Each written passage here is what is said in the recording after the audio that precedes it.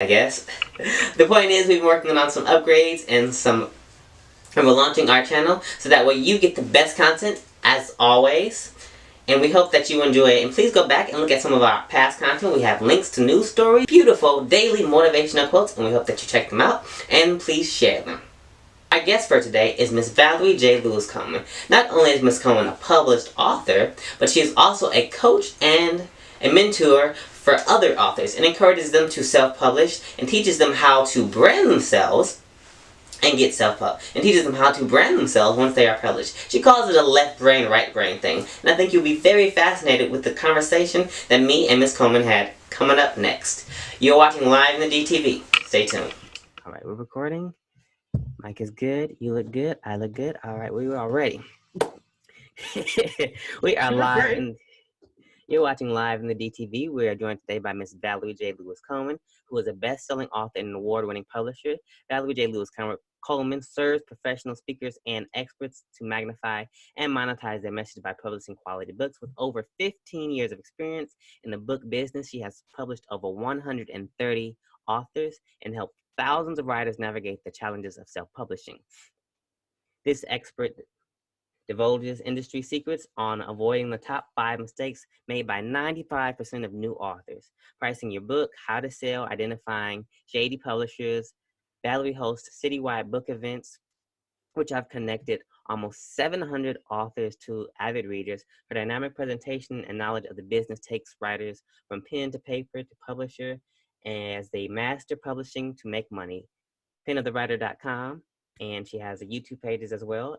And Valerie J. Lewis Coleman serves women who struggle to experience a fulfilling relationship by revealing the forbidden secrets of the goodie box to attract and keep lasting love. With over 20 years experience in family relationships, this expert researches men to give advice on how to go from mess to magnet, including identifying the 4 types of male hunters, avoiding 70% of men who only want the goodie box, and winning the heart of Mr. Right for you. You can find her book at thegoodiebox.com, and she is here joining us from Dayton, Ohio. How are you, Miss Valerie J. Lewis Coleman? I am well, Jabril. How are you? I am good. So let's get started in this. We see that you are not only an author, but you help other authors get published as well. So first, how did you get even into writing? Well, my journey into becoming a published author started years ago when I was helping a friend who was jumping into the business. She's very good at writing, but she had some shortcomings when it came to the business side of things. So she brought me on board to help her. I managed inventory, helped her get her books of her pricing down, the cost of printing down by thousands of dollars, free bookmarks. I just really helped her do all the left brain stuff. I'm an engineer by degree. And so that really transitioned those problem solving skills to the book business to save clients money, get out great product, and then hopefully in the long run, make money. Right. And so that's been going on for a while. But my very first book, Blended Families and Anthology, was published in 2006.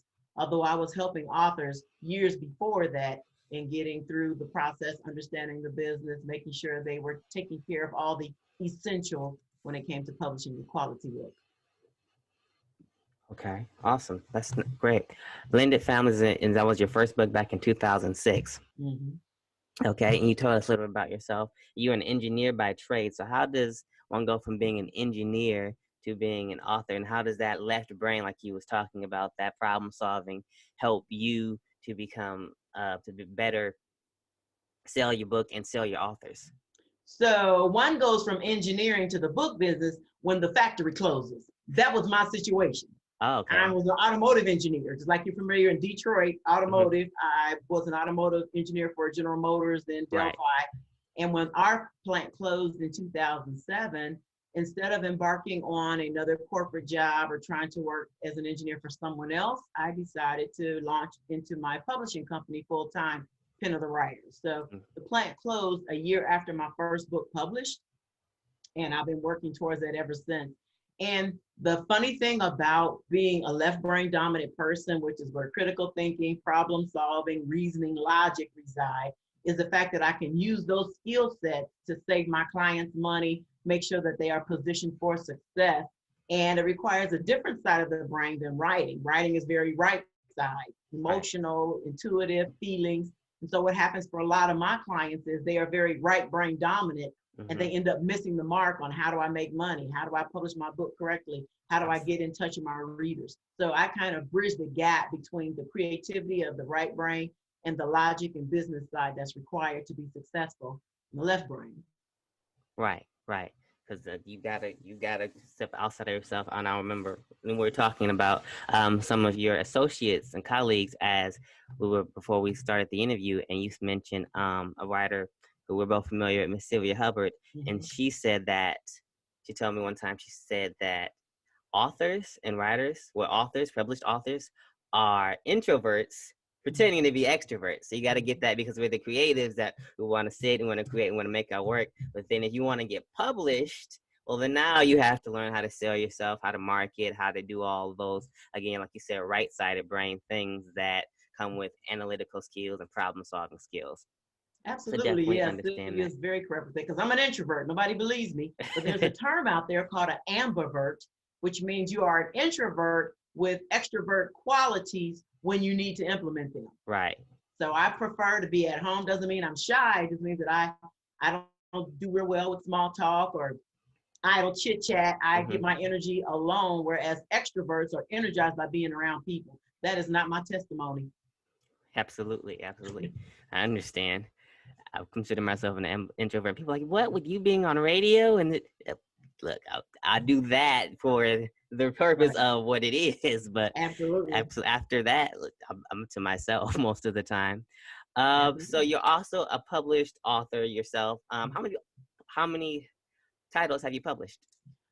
Of my own books, I have 10 titles, and I've published books for 130, over 130 authors. Right now, I'm working on 9 projects I'm working on right now. So hopefully by the end of first quarter 2021, I'll have 6 to 8 more books to add to the roster, but 10 of my own.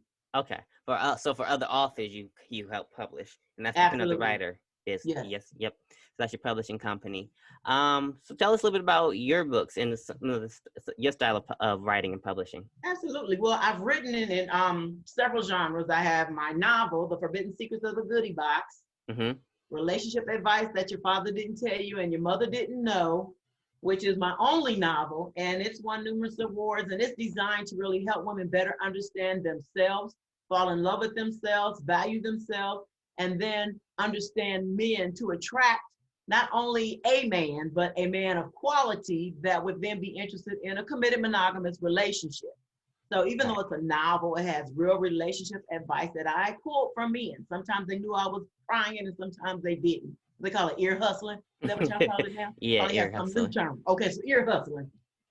And then one of my other more popular books is my children's book, Oh, the Things I Can Be When I See Me, which is based off of conversations with my granddaughters, Lyric and Samara, and their desires and information about them being in various careers. Right now, they are 6 and 12, but at the time of the book, they were much younger. And so I wanted to have conversations with them about all the things they could be. I'm an engineer, which is a white dominated field. I left engineering, white male dominated specifically. Yep. I left engineering and went into teaching math and then became the entrepreneur. And so what I found is I wanted them to understand that you don't have to just be, not that there's anything wrong with it, but you don't have to just be a teacher, or you don't have to just be a stay-at-home mom. And not that anything is wrong with those professions, but what do you want to be when you grow up? Let's talk about that.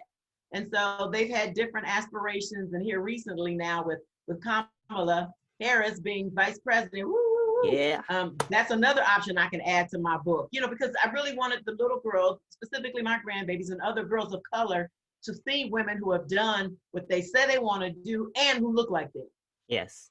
So I give examples of these women throughout the book. And then the most recent version is I published it in Spanish. I don't know, but yeah, same book. See it.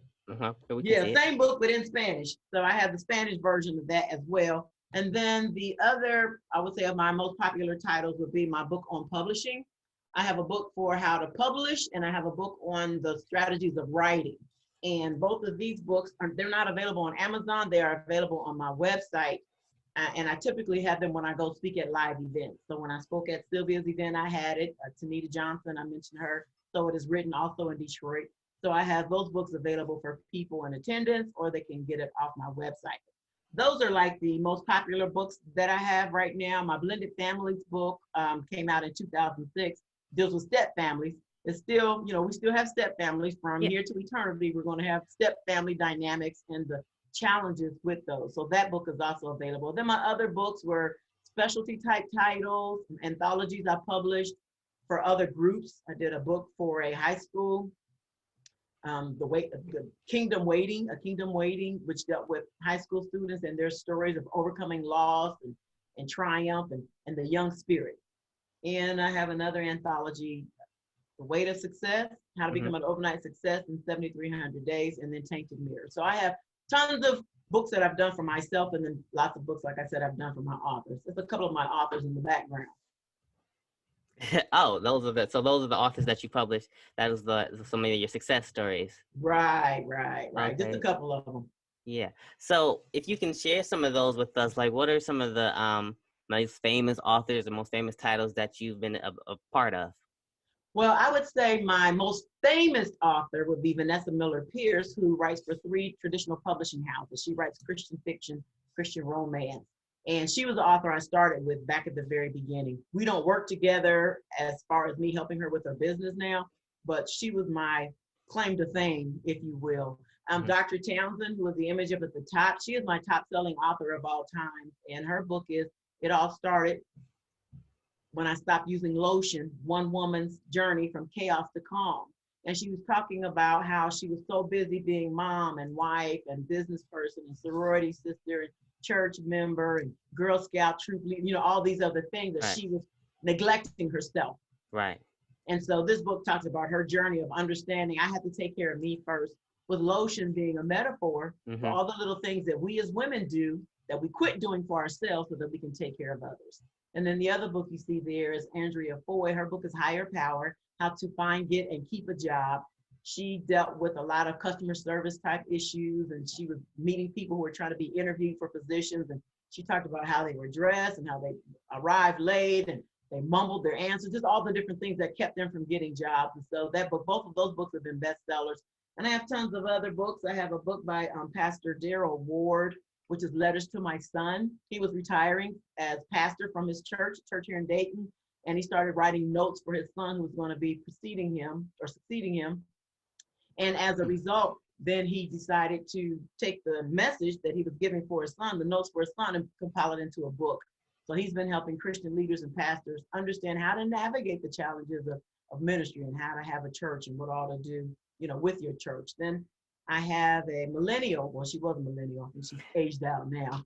Hey. Skylar Marshall wrote the book OMG, Operating as a Millennial with God. And she talked about her process of understanding who she is and who she represents and becoming a better person in life in general. And her message is to young people. So that's some of the most recent books. Some of the books I'm working on now, I have a celebrity chef, Chef Keith Denard Jones. His book, Well Done, talked about his process of being a boy growing up in the hood of Detroit. He's from Detroit. Okay. Yeah, and his Hey. process of becoming an executive chef. Now he lives in Denver. He's had TV shows. He's traveled the world as an executive chef, preparing foods for Michelle Obama. He prepared meals for the Winter Olympics and Wow. Kentucky Derby. He's done all kinds of stuff. And he hailed from Detroit.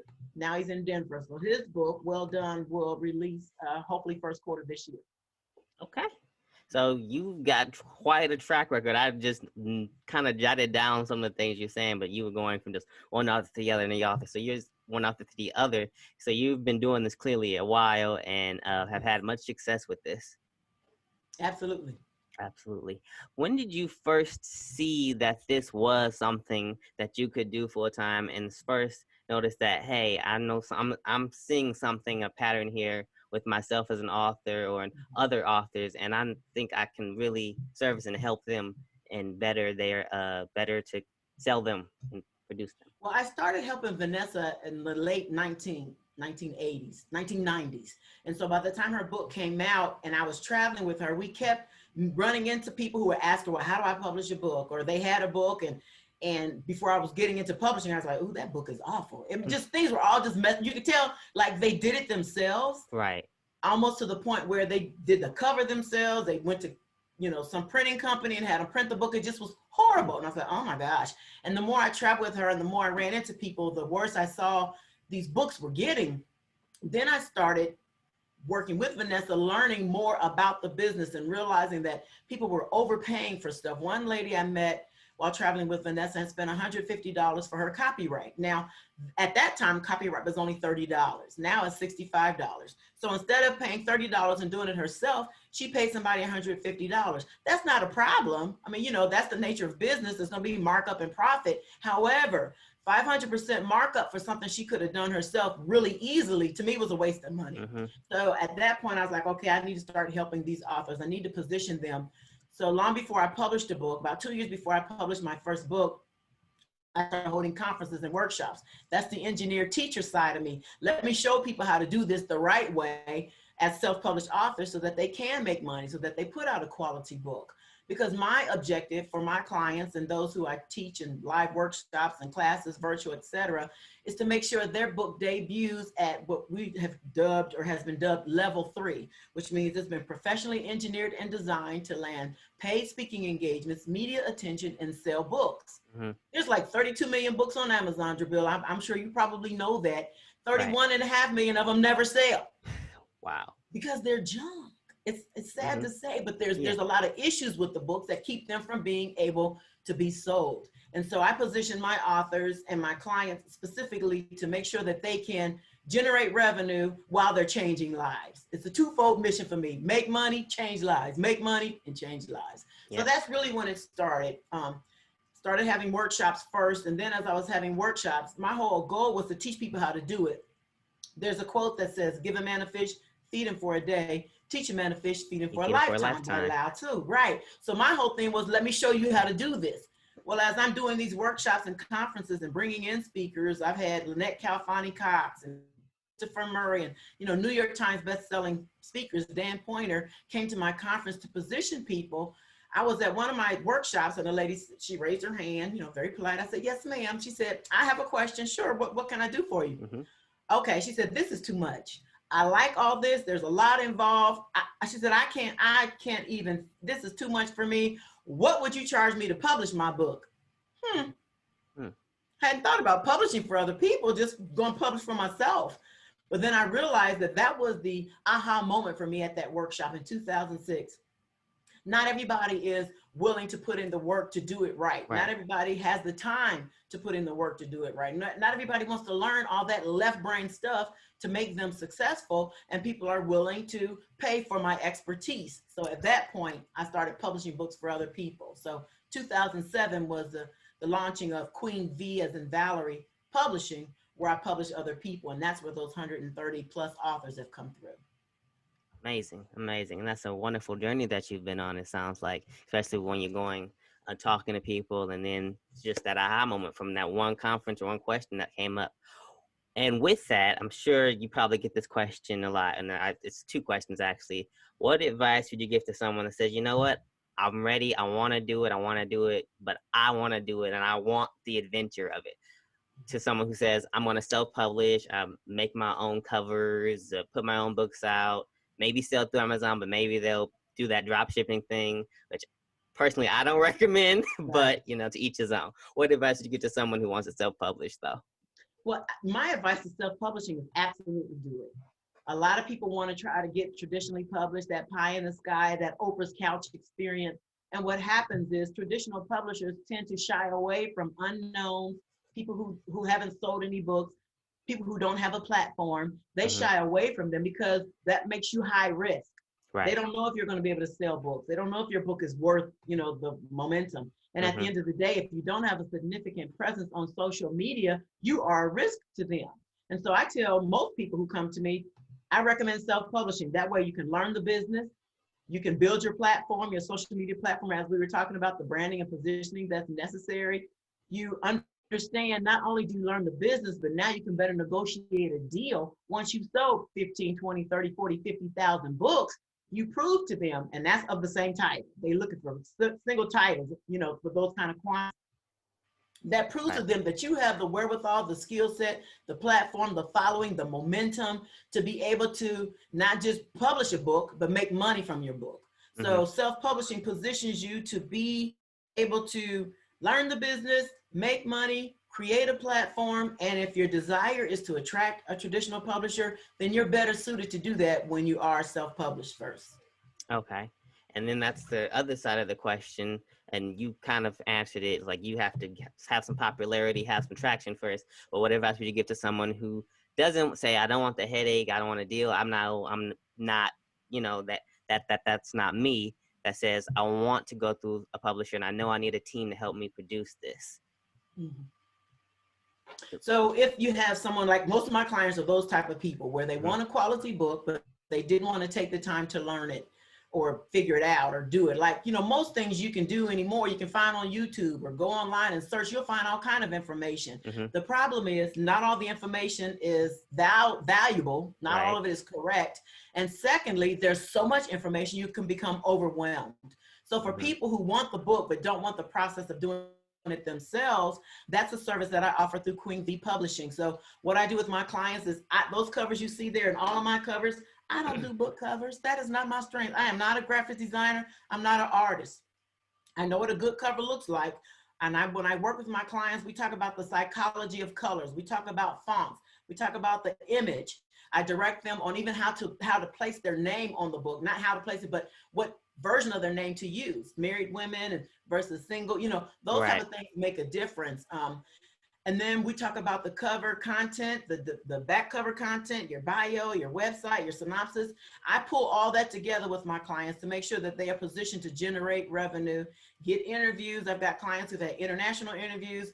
Dr. Townsend was on the Maria Shriver report. She was able to post an article for that. They solicited her. They saw her book, wanted to know more. So, there's all kinds of things you need to do. But with that, even though I'm publishing the books or my team publishes the book for the client, it is still their book. So this is a collaboration where we work together to make sure that I have positioned you to be able to get those paid speaking engagements. Most of my clients want to host live events or get new coaching clients or use their book as a business card to get whatever, their objective is. And so I have them complete a bio, a questionnaire that allows me to understand what their objective is. What do you want to do? Who's your ideal reader? What's your message? How do you plan to reach them? And we use all of that throughout the process to make sure that when the book is done, it sounds like them, it looks like them, it reflects who they are in the business and the brand that they're trying to create. And most importantly, it's a quality book, something they're proud of. Absolutely, absolutely. And then the last question, of course, if they're watching this interview, they should just absolutely just go with Miss Valerie Coleman. She's gonna get you covered. But for someone who's kind of still up in the air and looking at different publishers, can you give some advice on what to look for that says, no, this person doesn't really know what they're doing, that they're gonna mess you over, or they're just too new at this and they're just not ready to, take on authors yet? Right. Well, when you start talking about publishers, there are different levels of publishing. And when you're paying someone to publish your book, that's referred to as a book producer because you're paying them to do the work. Within that category, there are subcategories. There is subsidy press. With the subsidy press, they charge crazy fees. And then what they're saying is, we'll cover the marketing, you cover the production of the book. Well, marketing is intangible.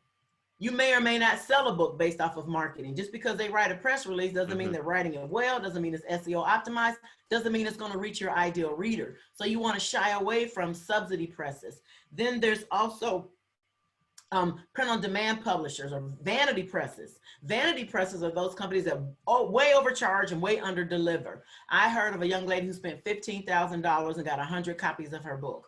Way too much. So what I tell my clients is, you can publish the book yourself, editing, cover design, and all the different elements. I tell them to plan for about $2,500 to make sure that it's done correctly. And if you work with somebody who's going to publish your book, if they're talking about charging you $7,500, $5,000, when they start getting into those kind of monies, you have to be very cautious and concerned, because for that amount of money, I would say research, Google them, search them out. What are their ratings on the Better Business Bureau? What kind of complaints have customers filed for and against them? I've worked with clients whose publishing company, I can't think of I think I want to say Durance.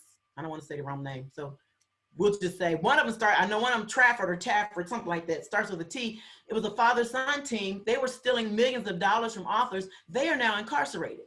for Wow. what they did to authors. So one of the authors I was working with was like, how do I get my book back? So I'm trying to give him legal advice. I'm like, sir, I am not an attorney. I just play one on TV. Here's what I recommend you do. Right. You know, so I gave him some recommendations, but research them. Don't just jump on them because they make you feel good.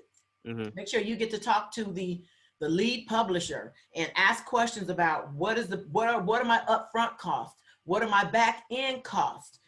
What type of edit do you do? What's extra? What's included? Will I get a customized cover? Will I have actual developmental editing? Those are the type of things you need to make sure you understand. Who maintains the rights of the book? I'm surprised at how many authors I work with who signed over the rights to their book and didn't even realize that's what they were doing. Wow. So those are the type of basic fundamental questions, but do your research. Make sure they are viable, make sure they are reputable, and make sure that you are willing to spend the time and the money invested in their publishing options. It's a lot of work. Right. Absolutely, it is. And then, well, my last question goes back into the self-publishing part of it. So let's say someone says, okay, I publish it myself. I'll find a nice person to design it on Fiverr or something, and then I'll look to someone to help me write up my bio. But they're still technically self-publishing. When you get into those companies like the Ingrams and the Light Source and the Amazons and the Barnes and Nobles that have sub companies, like you said, that will technically publish it for you, but they're gonna take a percentage out of every book sale. What's your experience with that? Is it a good thing to do? Is it, what do you recommend with those? Absolutely, that's a good thing. It's a good thing, and it's as viable as your ability to find quality service providers.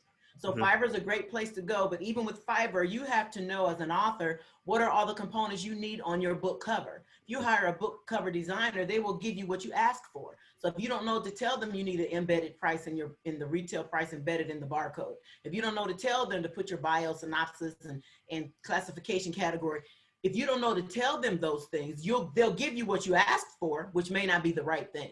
So by all means, do that. I recommend even for some of my clients, because I also teach people how to mentor them on how to write and publish their own books. So I have some clients who I want to do 10 books. So I said, well, instead of paying me to publish all 10 books, pay me to publish the first one through the process. So when you get to books 2, 3, 7, 8, 9, 10, you can do it yourself to save yourself some money. And so that's an option as well. But by all means, do that self-publishing. Just make sure you are contacting and connecting with reputable service providers. I'm in a lot of Facebook groups and everybody has advice. And sometimes I just have to shut up and not say anything because people will say something like, ooh, that is all the way wrong. But I'm not about to get started in this feed and people start to ask a bunch of questions or, because everybody, again, is basing it off of their own experience, which may or may not be the best way, the optimal way, the right way, the least expensive way to get the job done. You want to be effective and efficient, doing the right thing and doing the thing right. And sometimes it means reaching outside of yourself and connecting with the right people to get you on the right path. Like that, doing the right thing and doing the thing right. That's use that. And yes, absolutely get on the right path. So make sure that you reputable, you do your research and you get the information needed and you know what you're getting into is what basically it's all about. It's all about researching before you just jump into this thing of saying, hey, I want to be an author. I think someone told me that actually writing the book, and people don't believe it, is the easy part. That's like 20% of the work. Right. I read a statistic somewhere where writing is 10% of your time, energy, effort, and resources. Publishing is 30%. Marketing is 60%. And that's podcasts and interviews and website and banners and flyers and branding and positioning and all that goes into it, because that's the ongoing part. Once the book is written and published, the momentum to create that momentum and keep it going is where marketing comes in. And that's where the real work comes in. Of course, when you're writing or stuck with writing, you're like, oh, God, this is horrible. What am I going to? Once you get past that and get to publishing, oh, this is costing so much money. I can't. They did this and they tricked me out of that. But by the time you get to marketing, because you can do a lot of work and not see any tangible results. Absolutely. Well, Miss Valerie Coleman, we definitely won't hold you too long. We see that you have customers and you have things that you're doing. We're definitely not rushing you off. By all means, keep talking to us and giving us these tidbits, this information, these gems. But But before we let you go, how can we contact you and keep up with you? So everything for me is pretty much Pen of the Writer, PEN of the Writer. So my website is Pen of the Writer, Facebook, Pen of the Writer, YouTube, Instagram, LinkedIn, Twitter. I'm forgetting one. Oh, I just did Clubhouse, Pen of the Writer. So all of them are Pen of the Writer, except for my Amazon page and my Goodreads page, which are my name, Valerie J. Lewis Coleman. But yeah, everything's Pen of the Writer, penofthewriter.com. I was just on GoDaddy trying to figure out why my website is doing some crazy stuff. Again, not my expertise. Right. But I got to figure it out. So yeah, Pen of the Writer. That's how you can best find me. Okay. And is there anything else you'd like to share with us? Any other advice you like to give? Sure. First, Jabril, thank you again for the opportunity to be on your show. But most importantly, for anyone who is considering writing, publishing, and marketing a book, by all means, do it. I encourage you to get out there. Like they say, do it scared. You know, don't let naysayers or your self-doubt or lack of knowledge keep you from writing, because there are people and organizations positioned to help you write better, writing groups, editors, etc. When you get ready to publish, now you'll start dealing with some other service providers. But writing could be therapeutic. Writing can change your life. Writing can help other people. Forgiveness falls in, there's so much that can help benefit you personally from writing, that I say, write what you want to write. Worry about the editing later. Writing is right brain. Editing is left brain. Don't be double-minded. Just write. You can always go back and fix it later. So if I had one piece of advice for someone who's looking to write a book and they're in the writing phase, just write. Don't backspace, don't delete, don't erase, just write. Right. Because it's not going to be right or wrong unless you write it. Right. There's nothing to be edited if there's nothing on the paper. Exactly. Okay, Ms. Coleman, again, thank you so much for joining us. Be sure to find her at penofthewriter.com. Check out her social medias, which is Pen of the Writer, her Amazon page, Valerie J. Lewis Coleman. And we look forward to seeing more from you and more positive things from you, and hearing more about successful authors that you've produced and helped create. And we look forward to actually coming on again and talking to us more whenever you feel like it. So feel free to reach out to us. And we'll be looking to keep up with you and follow you on social media pages. Okay.